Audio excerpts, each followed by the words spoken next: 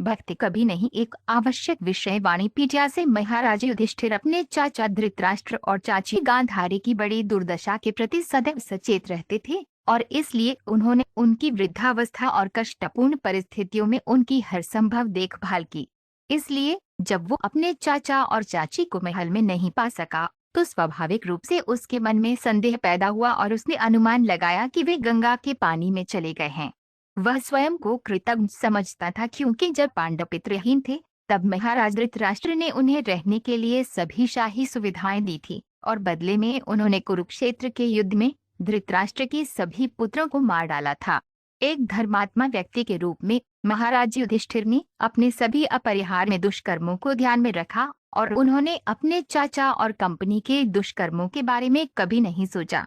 धृतराष्ट्र को भगवान की इच्छा से अपने स्वयं के दुष्कर्मों का परिणाम भुगतना पड़ा था, लेकिन महाराज युधिष्ठिर केवल अपने अपरिहार्य दुष्कर्मों के बारे में सोच रहे थे। यही एक अच्छे इंसान और भगवान के भक्त का स्वभाव है। एक भक्त कभी भी दूसरों में दोष नहीं ढूंढता बल्कि अपना दोष ढूंढने का प्रयास करता है और जहां तक संभव हो उन्हें सुधारता है। श्रील प्रभुपाद की पुस्तकें, व्याख्यान, वार्तालाप और पत्र इस आवश्यक विषय की व्यापक प्रस्तुति प्रदान करते हैं, जैसा कि वाणिकोट से डिवोटी नेवर श्रेणी में देखा गया है। उनकी पुस्तकों का एक परिचय निम्नलिखित 8 उद्धरणों में दिया गया है। श्रील प्रभुपाद की पुस्तकों से उद्धरण: एक भक्त कभी भी अपनी मृत्यु से भयभीत नहीं होता है क्योंकि वह सदैव भगवान का ध्यान करता है, किसी भौतिक लाभ के लिए नहीं बल्कि अपने कर्तव्य के रूप में। हालांकि भगवान जानते हैं कि अपने भक्त की रक्षा कैसे करनी है। श्रीमद्भागवत 9.4-48। कोई भक्त कभी भी भगवान नारायण को भगवान ब्रह्मा और भगवान शिव के साथ एक ही मंच पर नहीं मानता है।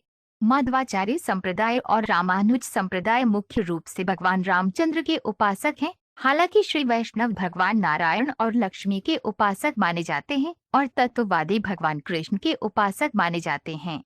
वर्तमान में माधव संप्रदाय से संबंधित अधिकांश मठों में भगवान रामचंद्र की पूजा की जाती है। चैतन्य चरितामृत मध्य लीला 9.11। कृष्ण का भक्त कभी दुखी नहीं होता, न ही उसकी कृष्ण की सेवा के अलावा कोई इच्छा होती है। वह अनुभवी और उन्नत है। वह कृष्ण के प्रेम के दिव्य आनंद को महसूस करता है और हमेशा पूर्णता के साथ उनकी सेवा में लगा रहता है।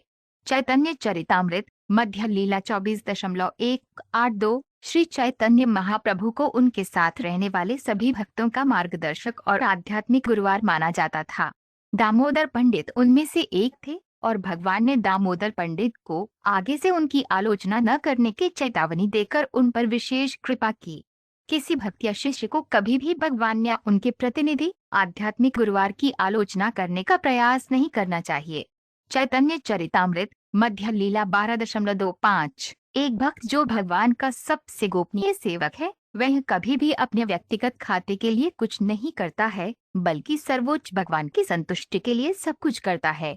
इसलिए यह स्पष्ट रूप से कहा गया है, मयि सन्न्यस्त कर्मण। भक्ति काम करता है लेकिन वह भगवान के लिए काम करता है।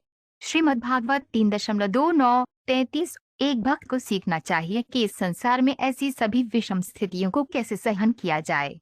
भक्तों को अक्सर अभक्तों द्वारा प्रताड़ित किया जाता है, फिर भी शुद्ध भक्त पूरी तरह से भगवान की दया पर निर्भर होकर ऐसी शत्रुतापूर्ण गतिविधियों से कभी परेशान नहीं होता है।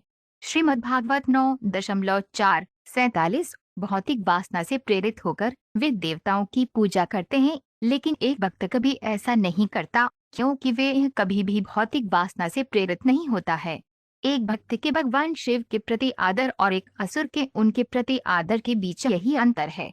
असुर भगवान शिव की पूजा करता है, उनसे कुछ आशीर्वाद लेता है, आशीर्वाद का दुरुपयोग करता है और अंततः भगवान के सर्वोच्च व्यक्तित्व द्वारा मारा जाता है जो उसे मुक्ति प्रदान करते हैं। श्रीमद्भागवत 4.24-30। मायावी ऊर्जा द्वारा प्रस्तुत सभी कठिनाइयों और बाधाओं के बावजूद एक शुद्ध भक्त कभी भी भगवान की सेवा से विचलित नहीं होता है।